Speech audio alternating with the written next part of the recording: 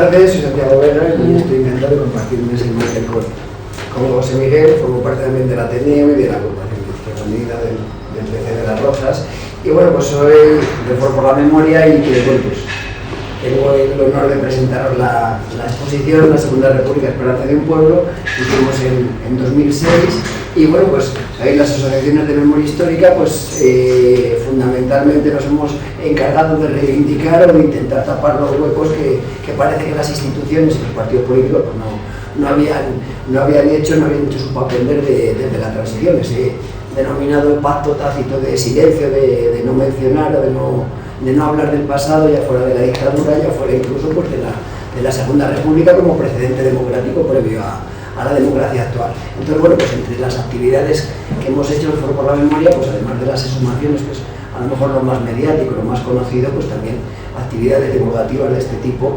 Esta exposición pues ha recorrido desde 2006 pues muchos ateneos, muchos centros culturales, muchas bibliotecas, y bueno, pues en Madrid estuvo precisamente pues año y medio recorriendo bibliotecas municipales de Madrid, y bueno, pues reivindicamos a ver si podemos ponerla aquí en Las Rozas para que la pueda conocer más gente y no tenga que estar pues así 2 horas limitada pues al público que habéis venido. La Segunda República, Esperanza de un Pueblo, pues nos ha explicado muy bien José Miguel, y hemos visto también en el documento, bueno, pues ¿por qué la titulamos Esperanza de un Pueblo? Pues porque tenemos esa explosión de júbilo, de entusiasmo popular que vemos ahí en ese primer panel. Absolutamente en toda España, en todos los pueblos, en las ciudades, hubo manifestaciones de júbilo porque era por primera vez una democracia llegaba a España, porque la primera iniciativa de la Primera República pues había perdurado muy poco tiempo, y bueno, pues habíamos tenido muchos años de monarquía, de Alfonso XII, de Alfonso XIII, y para que entendamos un poquito más, voy a ir muy brevemente, pero creo que es importante. A pesar de haber elecciones, había sufragio universal desde 1890 y todo el mundo podía votar, los varones, solo sufragio universal masculino, pero las elecciones estaban absolutamente trucadas, falseadas, eran fraudulentas, y bueno, todos hemos oído hablar del pucherazo. El pucherazo venía literalmente de los pucheros.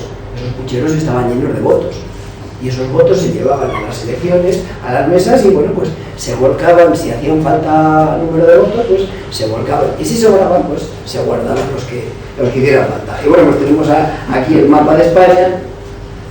En ese mapa de España aparece un cacique en cada provincia, que era el encargado de organizar las elecciones en cada provincia. Entonces, cada vez que había elecciones, cada 2 o 3 años, pues se organizaba de tal manera que en cada provincia debía ganar el partido que correspondía. El bipartidismo, ese bipartidismo que parece tan estable y tan maravilloso en un Estado democrático para garantizar esa estabilidad. Cánovas y Sagasta pues eran los 2 únicos que podían. Bueno, estos son Conde Romanores y de la Cierva, del Partido Conservador y del Partido Liberal. Y bueno, pues a través de las distintas trampas electorales que había, que nos vamos a extender, se conseguía este resultado. Solo podían ganar los conservadores o los liberales, y lo que vemos ahí en esas líneas. Esas líneas eran los resultados de todas las elecciones. Y en cada una de ellas ganaba uno y el otro era el minoritario, pero luego por debajo de ellos estaban otros más absolutamente minoritarios, que podían ser nacionalistas vascos, catalanes, republicanos, incluso pues, el Partido Radical de Lerroux. Para que veamos un poco lo que era ese sistema tan estable que, bueno, pues por ahí de vez en cuando nos quieren decir que Cánovas pues trajo aquí a España pues estabilidad, y que durante tanto tiempo hubo paz y sosiego en España. Voy a enmarcar un poco también a nivel internacional, que yo creo que es necesario, porque España no era una isla en el mundo, sino que estamos en Europa y estamos también a escala mundial. En 1917 es la Revolución Bolchevique, y esa Revolución Bolchevique establece por primera vez el Estado obrero. Antes nos comentaba José Miguel, esa primera constitución del 18, que todavía no es estrictamente comunista, pero sí, cuando se establece ese Estado obrero, va a despertar las ansias y las envidias y las aspiraciones de un sector importante del movimiento obrero a escala internacional, que pretenden hacer en sus países lo mismo que han hecho en Rusia, porque han conquistado el poder y han acabado con la propiedad privada, han acabado con la explotación, y un sector del movimiento obrero quiere hacer algo parecido. Pero claro, esa revolución también mete miedo y asusta a los otros sectores, que son los sectores conservadores, los sectores burgueses, los sectores propietarios, y esos sectores propietarios ya desde la finalización de la Primera Guerra Mundial, desde el establecimiento de la República, de la Unión de Repúblicas Socialistas Soviéticas, pues lo que van a hacer es establecer unos estados que frenen ese peligro revolucionario, ese peligro bolchevique. Y eso sucede en Italia con Mussolini, dictador fascista desde 1922, con el respaldo, la protección y, digamos, el apadrinamiento de Víctor Manuel III, que es el rey. Bueno, pues un año después tenemos aquí en España golpe de Estado, general Primo de Rivera, que intenta emular a Mussolini, al dictador de Italia, y Alfonso XIII pues hace lo mismo que Víctor Manuel III en Italia, apadrina ese golpe de Estado. Y aquí se intenta establecer una dictadura no fascista, pero sí es una dictadura autoritaria, de partido único, confesional, de unas características más o menos similares, pues intenta parecerse a la de Mussolini, pero aquí no triunfa, no tiene todo el respaldo suficiente, ni siquiera de los sectores más capitalistas, y entonces pues termina fracasando, termina dimitiendo el general Primo de Rivera, y claro, la población española hace partícipe a Alfonso XIII de esa responsabilidad con respecto a la dictadura. Entonces se producen las elecciones de abril, que todos sabemos, ganan los candidatos republicanos y socialistas que se presentan en coalición, y ganan las elecciones en las capitales de provincia. En las zonas rurales todavía el sistema electoral sigue siendo fraudulento, los caciques todavía pueden manipular esas elecciones en las zonas rurales, pero el rey, afortunadamente, pues en eso demostró pues, cierta inteligencia, por lo menos saber conocer un poco el resultado, y se dio cuenta de que si en las ciudades no tenía el respaldo de la población, pues era que había perdido el respaldo de ese apoyo. Por tanto, pues se va, llega a la República. Bueno, pues vamos avanzando un poquito. Tenéis ahí en ese panel, en ese primer panel, los recuerdos del 14 de abril, que yo creo que es muy, muy emotivo. Antonio Machado era profesor de francés en un instituto en Segovia en 1931, y participó en esa manifestación que hubo desde la Casa del Pueblo hasta el Ayuntamiento, y en el Ayuntamiento pues se hizo la bandera republicana, y bueno, pues unos años después recordaba y escribía estas letras Antonio Machado recordando esa explosión de júbilo, y bueno, pues yo creo que es un detalle bonito. Bueno, la portada esta del ABC yo creo que es muy ilustrativa de esa explosión de júbilo mayoritario y en la Puerta del Sol, y además, bueno, que sea el ABC precisamente el que la tenga que publicar, pues también es interesante. Pero también es curioso cómo el ABC habla de que el rey se va, de que hay un nuevo gobierno, pero la palabra república no aparece citada expresamente del ABC. Bueno, de la Constitución ya nos ha contado evidentemente. Esto es un cartelito muy interesante de los que había en todos los colegios, en los centros de enseñanza, para que los escolares se fueran familiarizando con lo novedoso que traía la Constitución, que bueno, pues ya nos han detallado expresamente. Y yo creo que sería interesante comentarlo, a lo mejor en el coloquio, del tema del consenso, del por qué no hubo consenso, porque eso se alude de vez en cuando a decir, no triunfó porque no hubo consenso. Bueno, es que la derecha era demasiado reaccionaria y yo creo que era muy complicado, pero bueno, si acaso se puede comentar. Vicente Alcalá Zamora, como sabemos, presidente de la República, católico, republicano, conservador. Me gusta especialmente poner esto porque aquí en España tenemos esa tergiversación, esa manipulación de la memoria, por eso en las asociaciones hemos pretendido reivindicar un poco este sentido, que la República la podemos reivindicar, o se puede ser perfectamente republicano, conservador, de derecha. De hecho, en Estados Unidos pues nos lo demuestran día a día los republicanos, que son bastante conservadores. Pero bueno, lo importante de ese sistema republicano y de esa Constitución que estamos aquí conmemorando hoy es que es un paraguas que ampara la pluralidad de los distintos partidos. Como antes también nos decía, hay también un panel sobre los distintos partidos políticos a derecha e izquierda. Pues se respeta toda esa pluralidad, y quien gana las elecciones es el que gobierna, como sucede ahora en la actualidad. Ganó la izquierda en el 31, gobernaron, ganó la derecha en el 33, gobernaron, y en el 36 ganaron otra vez la izquierda y gobernaron hasta que llegó el golpe de Estado. Bien, algunos aspectos, bueno, pues lo veis con los paneles, aunque sea un poquito rápidamente, lo que son la educación y libertad. Ahí ponemos uno de los aspectos fundamentales del espíritu de la educación republicana, laica, pública, gratuita. Eso es algo que los docentes actuales pues firmaríamos y nos encantaría que por fin tuviéramos una enseñanza laica. El laica no quiere decir que sea atea ni que sea antirreligiosa, quiere decir que no tiene ninguna religión oficial.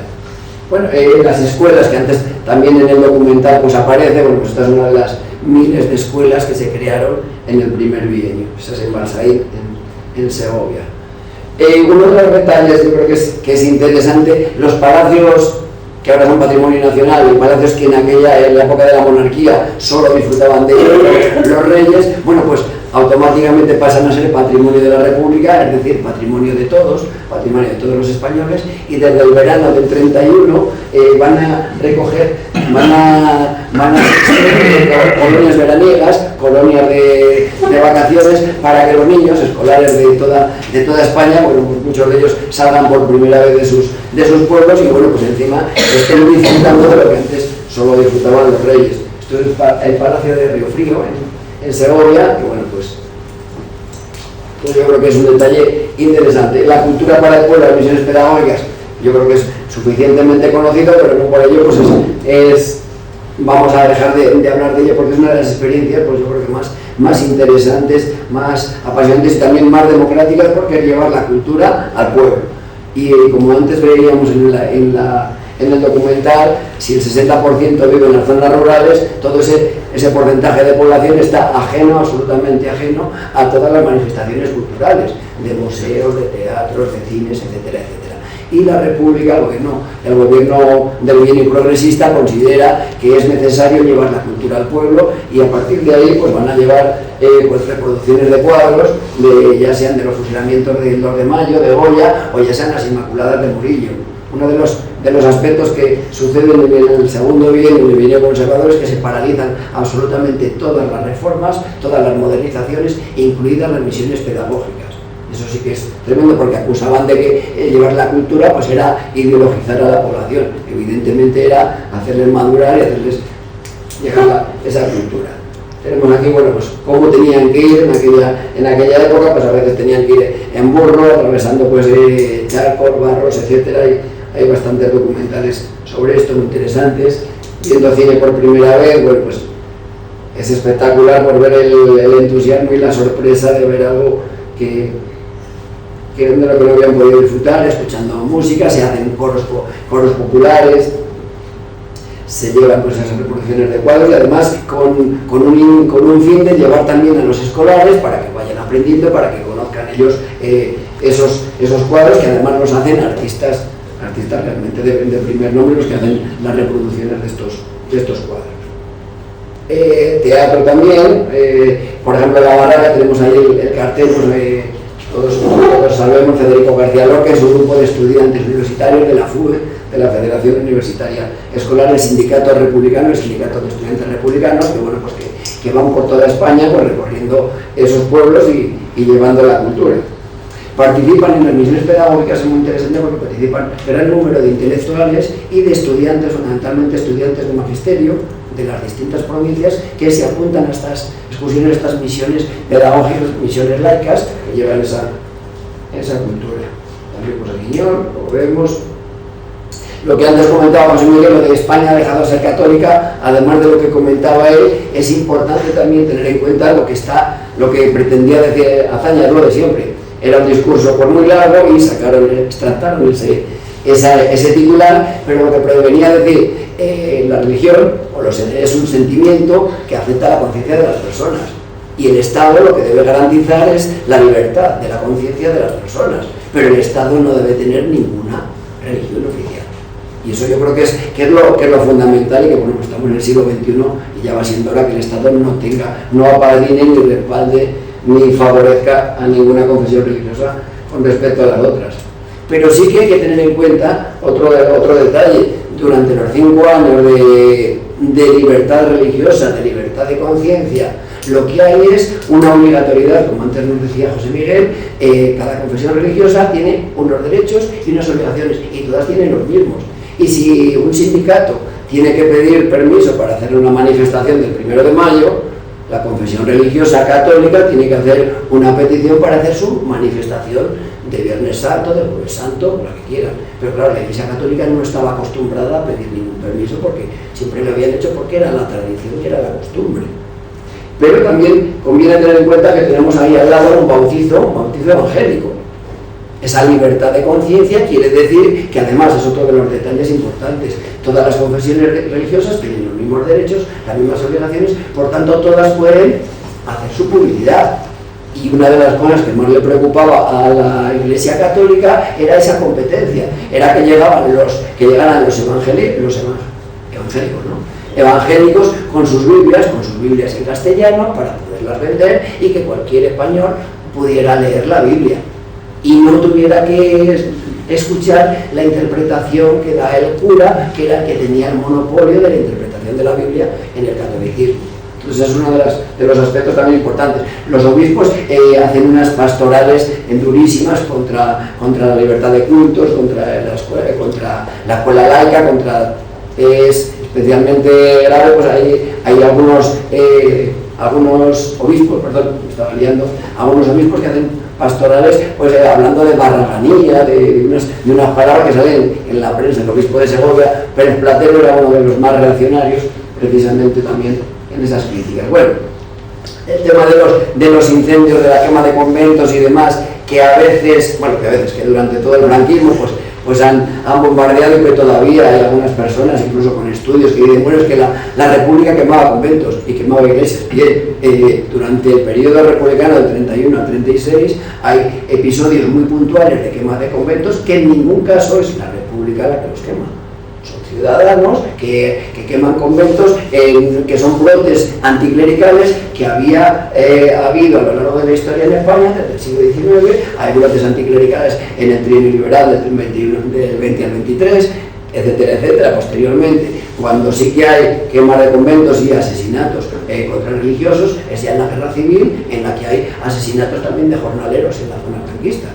Y eso parece que nunca se dice. Se habla de las víctimas de la Iglesia, que son en torno a 6.000. En Sevilla, provincia de Sevilla, son 12.000 los muertos, y de esos 12.000 son 9.000 jornaleros. 9.000 jornaleros solo en una provincia. Bueno, pues a lo mejor también hay que intentar denunciar todas las violencias. Bueno, de las autonomías, lo que antes comentaba también José Miguel, es curioso también porque aunque se pretendía, digamos, recoger las ansias de autonomistas de las tradiciones, podríamos decir, de las naciones históricas o de las regiones históricas, fuera Cataluña, País Vasco o incluso Galicia, sí que también Andalucía, Blas Infante, que es el padre del nacionalismo andaluz, pues también elaboran su proyecto de autonomía. En Valencia también pues se reúnen para elaborarlo. Evidentemente ninguno culmina, pero incluso en Castilla también pues se reúnen representantes de distintos municipios para elaborar un proyecto de autonomía, pero bueno, por lo menos hay un sentir y que evidentemente sienta las bases de lo que parece que a veces nos venden los constitucionalistas de 1978, como que la democracia nació por primera vez en la historia de España en 1978, y hay mucho de lo que bebe de los periodos anteriores. Bueno, Macià, Companys, Esquerra Republicana, que era el partido mayoritario en Cataluña. En Euskadi, como antes comentábamos, ya es en la guerra, cuando se inicia. Modernización del campo. Voy un poco deprisita para que podamos hacer coloquio. Bueno, la realidad, antes nos lo comentaba en el documental. Hay una realidad, especialmente en Extremadura y Andalucía, que es grandes latifundios y una inmensidad de 3 millones, 2 millones y medio, creo que por ahí, jornaleros. Esos jornaleros dependen exclusivamente de que el latifundista les dé trabajo o no les dé trabajo. Y los latifundistas dicen que os debe comer la República. No sé si eso lo habéis oído por ahí. Bueno, pues hay muchos latifundistas que no se ponen a trabajar, que no ponen a trabajar sus fincas, condenándoles al hambre y a la miseria a los jornaleros. Y bueno, pues evidentemente ese proceso tan lento de elaboración del proyecto de reforma agraria pues cansa y cabrea, impacienta a los campesinos. Entonces pues va a haber enfrentamientos, como veíamos en el documental, en Casas Viejas, en Castilblanco, en distintas zonas donde los campesinos que se mueren de hambre pues ocupan las fincas, quieren trabajar porque quieren comer. no quieren que les regalen la comida, quieren trabajar y quieren comer. Y entonces, bueno, pues la Guardia Civil, que defiende la legalidad, que en ese momento todavía ampara la propiedad privada de los latifundistas, pues viene ahí el enfrentamiento. El ejército, bueno, el ejército profesional al servicio de la democracia, bueno, pues esto antes lo comentábamos, República de Trabajadores de toda clase, también aparece en el documental. Es importante el Largo Caballero, secretario general de UGT, o sea, un obrero, un trabajador, que sea por primera vez en la historia de España, que sea ministro de Trabajo, pues es evidente que el avance social pues va a ser tremendamente importante en cuanto a derechos, jurados mixtos, que se establecen para negociar el convenio colectivo, trabajadores y empresarios. Y bueno, pues los sindicatos son mayoritarios. CNT, sindicato anarcosindicalista, son casi cifras en torno a 2 millones de afiliados a la altura de 1936. UGT, el sindicato marxista, tiene en torno a 1,5 millones. Estamos hablando ya de casi 4 millones de afiliados a los trabajadores. Bueno, ahí vemos unos carnets. El 1 de mayo del 36, una gran manifestación en Madrid. ¿Por qué? Pues porque después del Frente Popular, después de la recuperación, que hablan mucho en la izquierda, habla de que se ha recuperado la República de los Trabajadores, y bueno, pues hay una manifestación auténticamente multitudinaria. Está en ciernes la unificación de las juventudes socialistas y las juventudes comunistas, y entonces, bueno, pues aparecen esos personajes: Carrillo, Largo Caballero, José Villar, UGT, PSOE. Bien, con respecto a la mujer, pues tenéis ese panel con respecto a sus derechos. Por primera vez en la historia de España la mujer se equipara en derechos junto al marido, el aborto, el divorcio que decíamos antes, el derecho a voto, que ya también nos comentaban. Vemos ahí esa foto. La primera mujer española que adquiere, digamos, un poder, un cargo importante en la administración, directora general de prisiones. Hay un CIS, un centro de inserción social, que se denomina Victoria Kent, en memoria de esta señora, que además es la que por primera vez en España se plantea que la cárcel no debe ser un lugar de reclusión, de apartamiento de la sociedad, sino que debe ser un lugar donde las personas que están presas por algo que han cometido, pero que van a estar allí intentando rehabilitarse para volver a la sociedad, pues podríamos decir, pues sin problemas, sin reincorporarse. Uno de los aspectos que normalmente no se habla demasiado con respecto a la República es la coyuntura tan desfavorable o tan complicada en la que se proclama. Bueno, hay que tener en cuenta también la coyuntura a nivel internacional, a nivel de político, la crisis de las democracias, el ascenso de los fascismos, eso es importante. Y por otro lado también el tema de la depresión del 29. Es una crisis del capitalismo brutal, la crisis más importante de la historia, hasta que llegó la de 2007, y bueno, pues en esa crisis también afecta lógicamente a España. Especialmente, ¿por qué? Pues porque tenemos muchos emigrantes en otros países que, cuando entran en crisis esos países, pues nos devuelven a los inmigrantes porque quedan en paro en aquellos países, y entonces pues vienen para acá y van a incrementar las filas del paro de aquí. Y aquí no hay subsidio de desempleo, y aquí tampoco hay dinero para crear esos puestos de trabajo. Por tanto, va a crear una inestabilidad, porque esos parados pues van a querer comer.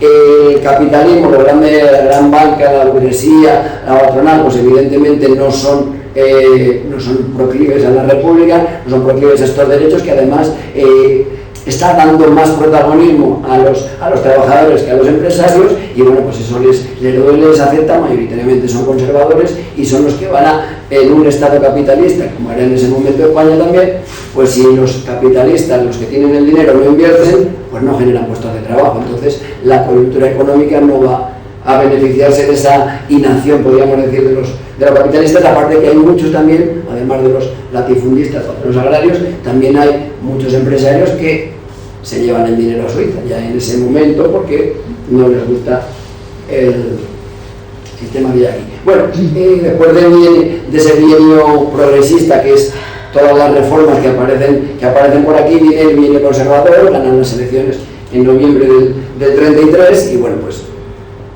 Alejandro Lerroux, a pesar de llamarse radical, no era como entendemos ahora, o como nos venden ahora, que los radicales son los extremistas. El Partido Radical había sido bastante progresista cuando se había fundado a comienzos del siglo XX, pero en los años 30 ya era un partido pues más centrista, podríamos decir.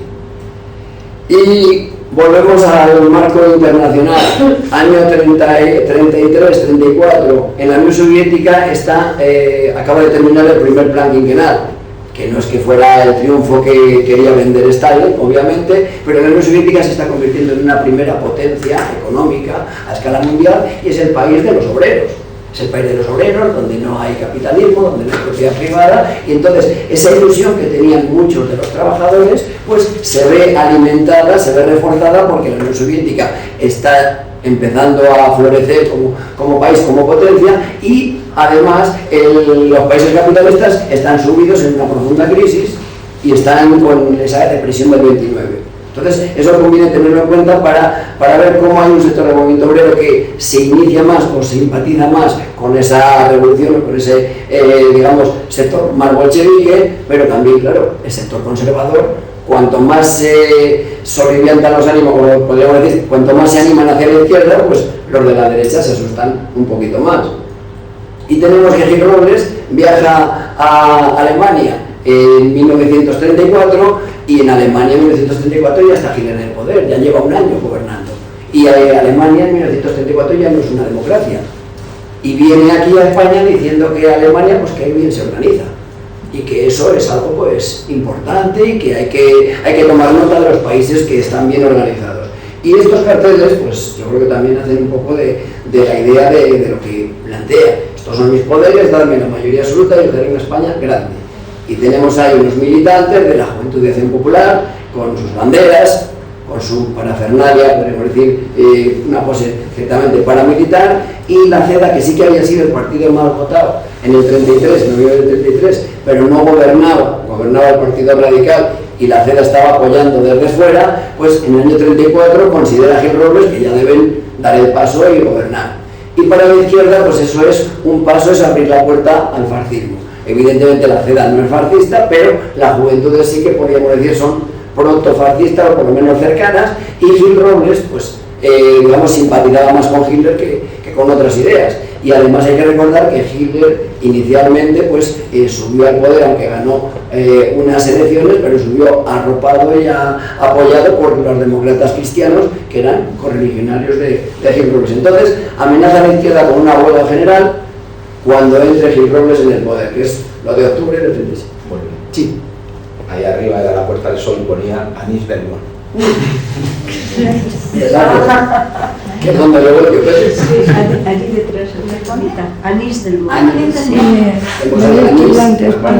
Bueno, ¿qué pasa con esta huelga? Pues que en Asturias es el único lugar de España donde están unidos todas las fuerzas obreras, socialistas, comunistas y anarquistas, y entonces hacen lo que se llama UHP, Unión Hermanos Proletarios, y entonces allí esa huelga general se convierte en revolucionaria. Se convierte en revolucionaria, los obreros toman el poder y bueno, pues establecen una vía, toman el poder directamente y establecen incluso vales de comida, suprimen el dinero, establecen, bueno, pues lo que es un Estado, una realidad obrera, porque ahí están los anarquistas y los marxistas un poco pues rivalizando cómo organizarse. Pero bueno, en cualquier caso, adquiere tintas de revolución que va a ser sofocado. El gobierno de la red de Gil Robles y de Lerroux envía Franco desde el Ministerio de Guerra en Madrid, organiza esa represión en la que participa un coronel Yagüe, que va a ser tristemente famoso durante la Guerra Civil. Entonces tenemos ya que, por eso a veces algunos dicen que en la Revolución de Octubre pues es un primer episodio, bueno, tanto como un primer episodio, pero que sí que se ponen en práctica medidas represivas que luego se van a desarrollar en el 36, pues también. En cualquier caso, bueno, pues puede debatirlo. Las elecciones, llegamos a las elecciones del 36, Frente Popular y la derecha, y bueno, pues veis a la izquierda en esas elecciones, los del Frente Popular, los del Frente Popular, pues tenemos esa represión de la Revolución de Asturias que se salda con 30.000 presos, que la mayoría de ellos son varones, son hombres, y por eso el cartel del Partido Comunista, integrante del Frente Popular, pues aparece la mujer con el niño, porque lo que quiere es que votar al Frente Popular, porque el primer punto del Frente Popular es la amnistía para los 30.000 presos de la Revolución de Asturias. Entonces, la mujer quiere votar al Frente Popular porque quiere que su marido, su hermano, su padre, pues vuelva a casa, porque se han quedado ahí, pues. ¿Y quiénes tienen abajo? Pues las fuerzas vivas, la iglesia, la banca, los que quieren impedir eso.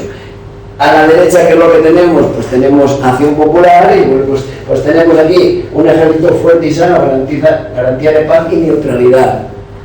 Un ejército fuerte que es el que ha sofocado la Revolución de Asturias y es el que, digamos, ha frenado ese peligro bolchevique que vemos en la sombra, pues un personaje ahí un poco siniestro, con unos ojos rasgados, con la bandera, con el gorro y con la estrella roja, como si fuera un bolchevique, porque esa revolución que se ha hecho en Asturias pretendía emular la revolución bolchevique.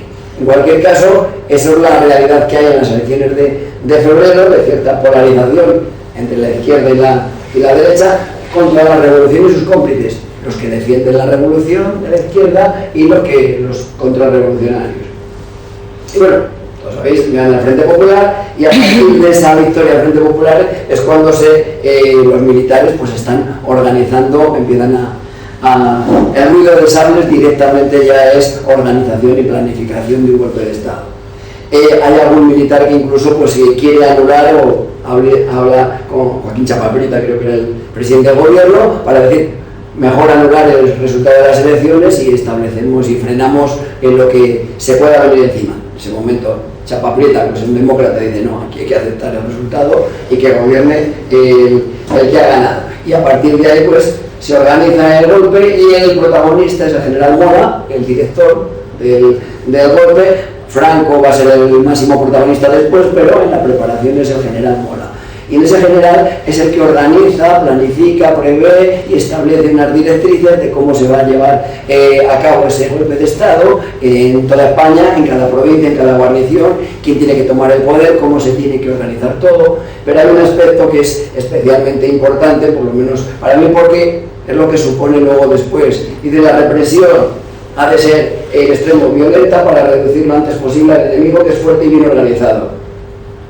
¿Quiénes se van a poner al golpe de Estado? Lógicamente, las fuerzas del Frente Popular. En las fuerzas del Frente Popular hay 4 millones de afiliados a los sindicatos, a UGT y a CNT, que van a defender con uñas y dientes y con las armas, van a defender la República y el gobierno legal y legítimo. Entonces, Mora dice, ¿cómo podemos vencer? Es que la mitad de la población ha votado al Frente Popular, ha ganado las elecciones. Entonces, para vencer a esa fuerza a la que se oponen, pues tienen que ser extremadamente violentos. Y eso lo establece, lo escribe en abril del 36, previamente al golpe de Estado. Entonces, bueno, pues conviene tener en cuenta luego cuando se habla de la violencia en la guerra, pues hay una violencia que está prevista, que está planificada, que va a estar organizada perfectamente.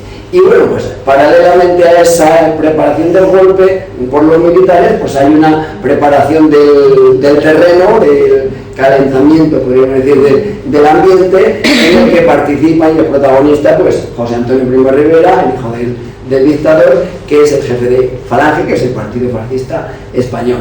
La dialéctica de los puños y las pistolas, esta es una frase suya, no es una frase de ningún historiador, es suya, directamente. ¿Y en qué consiste? Pues provocar violencia, generar atentados, generar tensión y bueno, desde el otro lado, generar tensiones, atentados contra obreros, ya fueran socialistas, comunistas o anarquistas, y bueno, pues hay una respuesta por parte de las organizaciones obreras, entonces hay un atentado de falangistas y hay una reacción, una venganza, una consecuencia, una contestación por parte de la izquierda, y 3 días después, 2 semanas después, pues vuelve a haber otra, y entonces lo que sale en la prensa luego cada día es que ha habido un atentado de unos o de otros. Es un poco preparación del caldo de cultivo de esa inestabilidad, pues que todos conocemos, que sucedió en Chile de Pinochet, en Guatemala en el 55, en Irán y en otros muchos países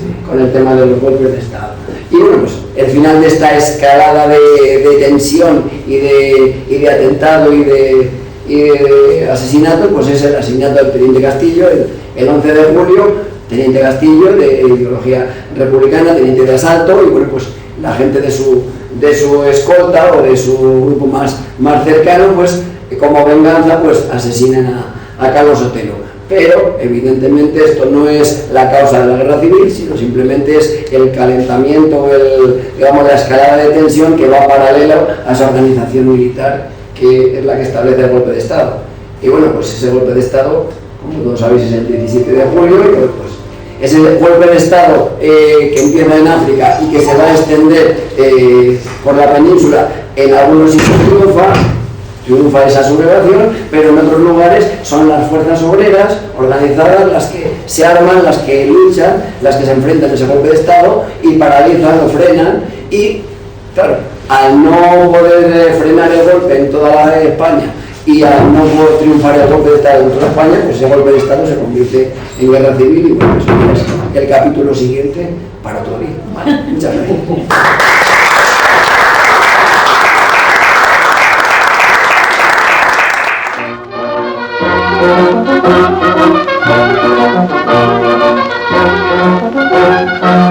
Thank you.